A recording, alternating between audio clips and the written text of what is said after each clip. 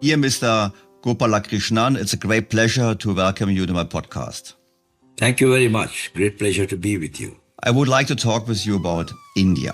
Of course, even we in Germany, we have learned that India is developing, that India is growing, that India is the big beneficiary of probably the issues we have with China. But probably we start with your view around, having seen the Indian business, the Indian economy for decades. So what's your view on the state of India today? My view is that India is progressing.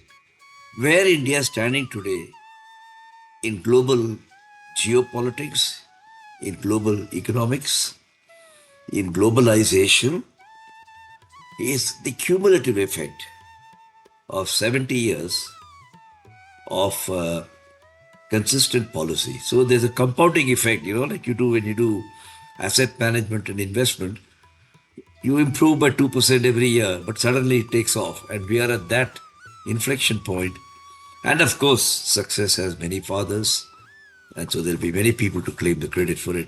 Let me say this, that two sectors that India has not done as well as I would have liked as a citizen of India is education and health, public health.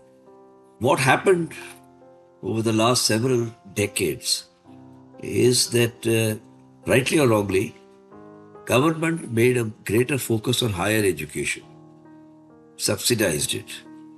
So we set up all these IITs, IIMs, which you might have heard of. But primary schools and secondary schools, which largely stayed in the public sector, in the government sector, have lagged woefully for the size of this country. On the flip side, on health, barring one or two states like Kerala and Tamil Nadu, where due to a number of reasons public health infrastructure is not bad, it is quite woeful in other places. So health and education are two areas which were social indicators where India has missed a lot of time. And in the coming years, if we are to become whatever our aspiration is, unless these two are attended, because the human capital has to be invested in, and it's very difficult for the government not to attend to that. Having said that, let me move to the more economic side.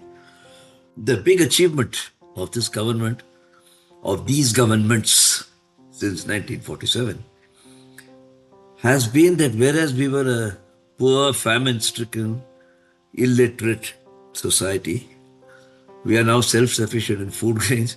We are actually the world's largest supplier of rice and sometimes even wheat.